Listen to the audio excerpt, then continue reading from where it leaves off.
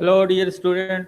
तो आज हम चार चैप्टर करेंगे कार्बोहाइड्रेट एमसीक्यू में। चार में से आज हम एक चैप्टर डिस्कस करेंगे कार्बोहाइड्रेट एमसीक्यू का। ये मेरे पास कोई 200 के करीब हैं, तो आज हम कोई 30 प्लस कर लेंगे डिस्कस।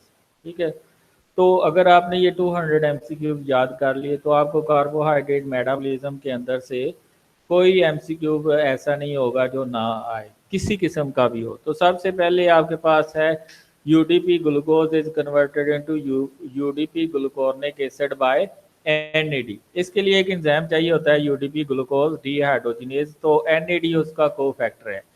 तो अगर आपको आज ये यूडीपी ग्लूकोज किस तरह यूडीपी ग्लूकोनिक एसिड में चेंज होता है या उसके लिए कौन सा एंजाइम चाहिए होता है, अगर एंजाइम का नाम आ जाए तो यूडीपी ग्लूकोज डीहाइड्रोजिनेज लिखेंगे, अगर कोफैक्टर का नाम आ जाए तो एनएडी लिखेंगे।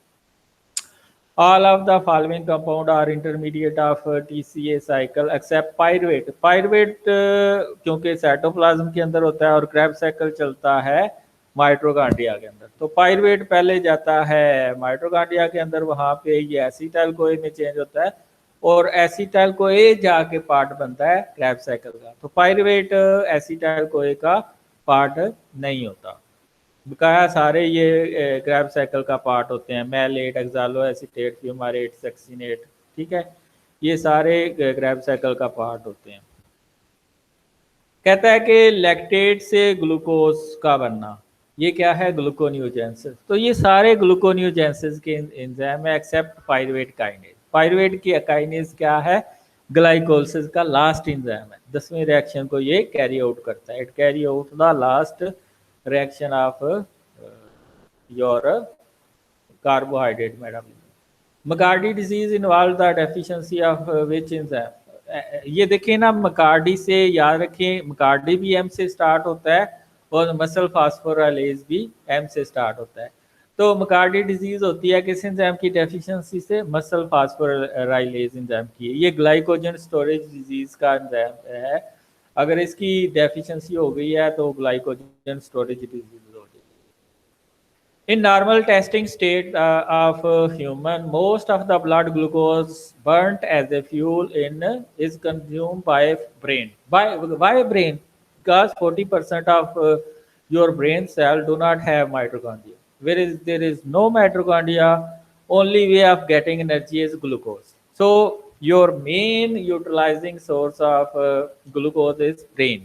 इसलिए जब ग्लूकोज का लेवल कम होता है और ब्रेन में थोड़ा सा आपको हेडेक होना शुरू हो जाता है। ए regulator of enzyme glycogen synthase is pyruvate. ये पायरुवेट जो मॉलिक्यूल है ये ग्लाइकोजन सिंथेज को रेगुलेट करने में अहम रोल प्ले करता है। इसके अलावा थोड़ी बहुत ग्लूकोज 6 फास्फेटेज भी रेगुलेशन करता है।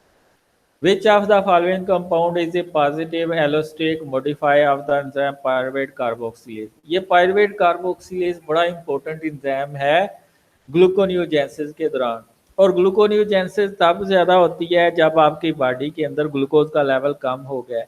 तो फिर क्या होगा, जब स्टार्विंग कंडीशन है, ग्लूकोनियोजेंसिस होनी होती है, तो आपके जो एडिपोज टिश्यू हैं उसमें जो स्टोर फैटी एसिड हैं वो बहुत ज़्यादा एसिटाइल को प्रोड्यूस करते हैं, और उनमें से कुछ एसिटाइल कोई इस पायरुवेट कार्बोक्सिलेज को एक्टिवेट करते हैं। तो पायरुवेट जो है वो ऑक्सालो एसीटेट में चेंज होता है और ऑक्सालो एसीटेट फिर जो फास्फोइनोल पायरुवेट में चेंज होता है और फिर वो उससे ग्लूकोज बनता है। तो एसिटाइल कोई जो है इसको कहते हैं हम ओब्लिगेट एक्टिवेट, इसकी मौजूदगी में ये वर्क करता है और इसकी गैर मौजूदगी में पायरुवेट कार्बोक्सिलेज नहीं वर्क करता। Specific inhibitor for succinate dehydrogenase is malonate. क्यों? क्योंकि इसका स्ट्रक्चर बिल्कुल सेम है ऑलमोस्ट सक्सिनेट की तरह। Most of the metabolic pathway are either anabolic और कैटाबॉलिक, और अगर एनाबॉलिज्म और कैटाबॉलिज्म इकट्ठी चल रही हो तो उसको हम कहते हैं एम्फीबॉलिक पाथवे, और वो एक ही है सिट्रिक एसिड साइकिल, जिसको क्रैब साइकिल भी कहते हैं, सिट्रिक एसिड साइकिल भी कहते हैं और इसको क्रैब साइकिल भी कहते हैं, और इसको ट्राई कार्बोक्सिलिक एसिड भी कहते हैं। Transketolase activity is affected by thiamine deficiency. Thiamine deficiency से दो डिजीजेज होती हैं, एक बेरी बेरी जिसमें ये कार्बोहाइड्रेट मेटाबॉलिज्म अच्छी तरह से नहीं होती, और वर्निकी कोर्साकॉफ सिंड्रोम है, इसमें आपकी ट्रांसकीटोलेज एक्टिविटी जो कि हेक्सोज मोनोफॉस्फेट शंट पाथवे में, जैसे कि मेरा यूट्यूब पे लेक्चर है तो उसको सुने, बड़ा अच्छा दिया है मैंने। तो वो ये जो दोनों डिजीजेज होती हैं ये थायमीन की डेफिशिएंसी से होती हैं, बेरी बेरी या Wernicke Korsakoff syndrome. The following metabolic abnormality occur in diabetes mellitus except decreased gluconeogenesis. Gluconeogenesis वैसे ही होती रहती है। A substrate that is not an intermediate in the formation of D-glucuronic acid from glucose is 6-phosphogluconate। ये जो है hexose monophosphate pathway का enzyme है, इसका जो है इधर कोई रोल नहीं है ग्लूकोर्निक एसिड के बनने फ्राम ग्लूकोज। वोन गट की डिजीज, ये ग्लाइकोजन स्टोरेज डिजीज टाइप 1 है। इसमें क्या होता है, ग्लूकोज 6 फास्फेटेज की डेफिशिएंसी हो जाती है और ग्लाइकोजन जो है ब्रेक नहीं होती, और लीवर में क्या होता है, आपका लिवर के अंदर क्या होता है, ग्लाइकोजन का लेवल ज़्यादा हो जाता है और फैटी लीवर का साइज भी बड़ा हो जाता है। The hydrolysis of glucose 6 phosphate is catalyzed by the phosphatase that is not found which of the following। Muscles के अंदर ये मौजूद नहीं होता, ये मसल के अंदर मौजूद नहीं होता। And essential for converting glucose into glycogen in liver is UTP। ये UTP जब ग्लूकोज के साथ लगता है तो UDP ग्लूकोज बनता है, और UDP ग्लूकोज ही ग्लाइकोजन सिंथेज ऐड करता है, वैसे ग्लूकोज ऐड नहीं होता, तो उसके लिए UTP की जरूरत होती है। Which of the following is a substrate for aldolase A activity in the glycolytic pathway? Fructose 1,6 bisphosphate। fructose 1,6 bisphosphate जो है ये सबस्ट्रेट है एल्डोलेज ए का, और इसके सबस्ट्रेट होने की वजह से फ्रक्टोज 1,6 बिसफॉस्फेट जो है वो फ्रक्टोज 1,6 बिसफॉस्फेट है वो ग्लिसरॉल्डिहाइड 3 फास्फेट और डाईहाइड्रोक्सी एसीटोन फास्फेट में चेंज हो जाता है। तो एल्डोलेज बी किसका सबस्ट्रेट है, उसके एल्डोलेज बी का सबस्ट्रेट कौन सा है? Which of the following is a substrate for aldolase B? Fructose 1 phosphate, और फ्रक्टोज 1 फास्फेट बनता है फ्रक्टोकाइनेज के एक्शन से using ATP. The ratio that approximate the number of net molecules of ATP formed per molecule of glucose oxidized in the presence of oxygen to the net number formed in the absence of oxygen। Oxygen की मौजूदगी में glucose जो है वो directly carbon dioxide और water में change होता है और उसमें के दौरान 36 एटीपी बनते हैं, और अगर ग्लूकोज एनारोबिक कंडीशन में लैक्टिक एसिड में प्रोड्यूस चला जाता है तो उससे 2 एटीपी बनते हैं। तो 36 और 2 की रेशियो देखें तो 18/1 आती है। तो 36 एटीपी बनते हैं जब ग्लूकोज कम्प्लीटली ऑक्सीडाइज हो जाता है कार्बन डाइऑक्साइड और वाटर में, और 2 एटीपी बनते हैं जब ग्लूकोज लैक्टिक एसिड में चेंज होता है एनारोबिक फर्मेंटेशन में। तो ये 36 × 2 आएगा, 18/1 रेशियो इसका आंसर आएगा। The Primacuen sensitivity type of hemolytic anemia has been found to be related to reduce red blood cell activity of which of the following? Glucose 6 phosphate dehydrogenase deficiency. It is the one of the most abundant cause of hemolytic anemia throughout the world.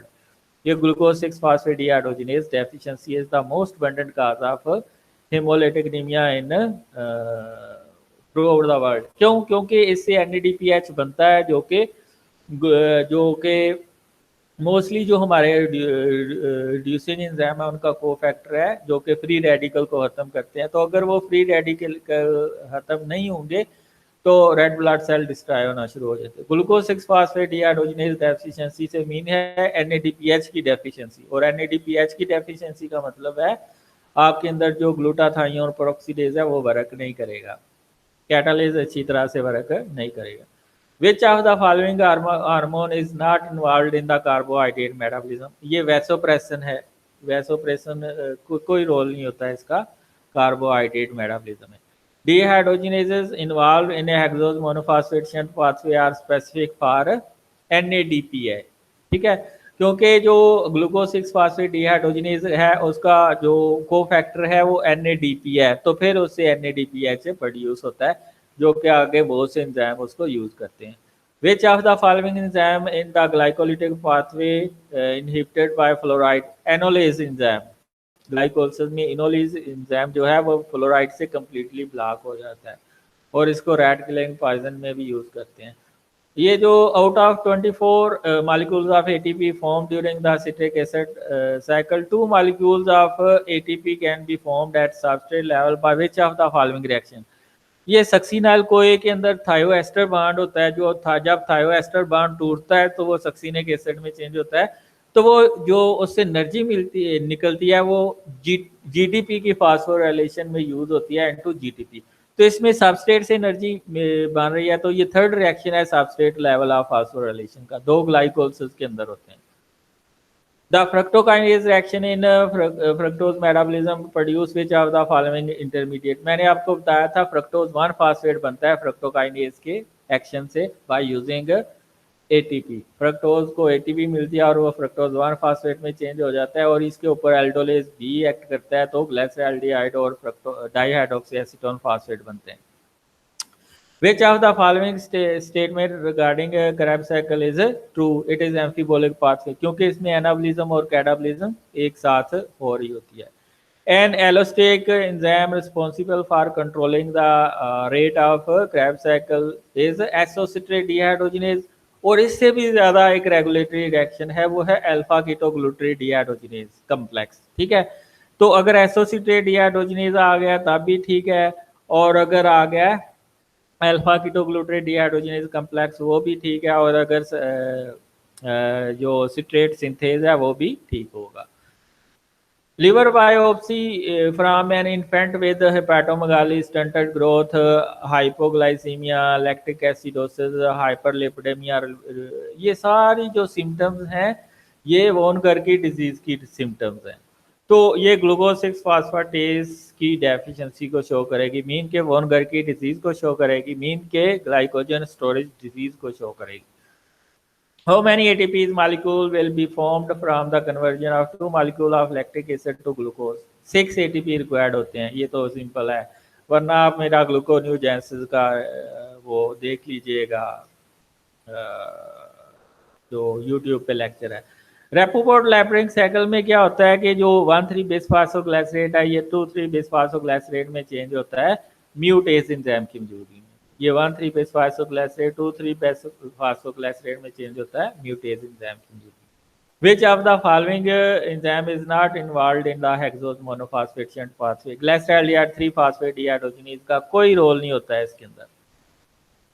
अगर ये matching है कि ये जो कीटोपेंटोजेज हैं ये एल्डोपेंटोज के अंदर चेंज होते हैं किस एंजाइम की मौजूदगी में, तो ये ट्रांस एल्डोलेज है। ठीक है, ज़ैलुलोज 5 फास्फेट, रिबोलोज 5 फास्फेट किस एंजाइम की मौजूदगी में बनते हैं, ये आपका फास्फोपेंटोज एपिमरेज। एपिमरेज क्या करता है, ये चेंज कर देता है कीटोनिक को एल्डोजिक शुगर के अंदर। सॉरी, ये कीटोनिक है और ये दूसरी कीटोनिक शुगर में इसको चेंज कर देगा। एपिमरेज का मतलब है एपिमराइजेशन, एक कीटोनिक शुगर दूसरी कीटोनिक शुगर में चेंज हो रही है, और अगर फंक्शनल चेंज ग्रुप चेंज हो रहा होगा तो उसमें एसोमरेज एंजाइम का रोल होगा।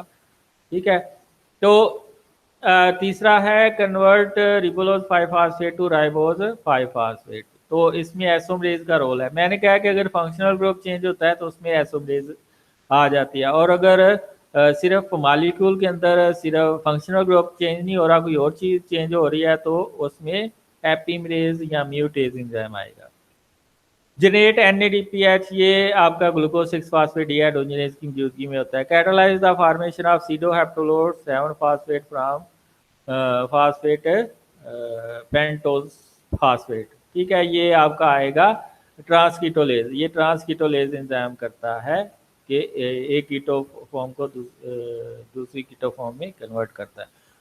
Human most easily tolerate lake of which of the following nutrient, carbohydrate को टॉलरेट कर देता है। मसलन ये अगर कार्बोहाइड्रेट हैं तो उससे प्रोटीन और लिपिड सिंथेसाइज हो सकते हैं, लेकिन कार्बोहाइड्रेट को टॉलरेट कर सकती है क्योंकि प्रोटीन के अंदर जो 18 का अमाइनो एसिड है वो ग्लूकोज के अंदर चेंज हो सकते हैं। इसी तरह 8 चेन फैटी एसिड से जो प्रोपोनोइक एसिड होता है वो भी ग्लूकोज के अंदर चेंज हो सकता है। A high ATP into AMP ratio will inhibit which of the following enzyme? Phosphofutokinase 1 block हो जाएगा, वो जो कि मोस्ट इंपॉर्टेंट रेगुलेटरी रिएक्शन है ग्लाइकोसिस। तो ये आपका मैंने पार्ट 1 है, तो इसी तरह के आपका पार्ट 2, पार्ट 3 और पार्ट 4 होंगे। तो अगर ये आपको लेक्चर पसंद आया तो चैनल को सब्सक्राइब कर दें और वेट करें, कल मैं लूँगा part 2 MCQ of carbohydrate metabolism. Thank you all.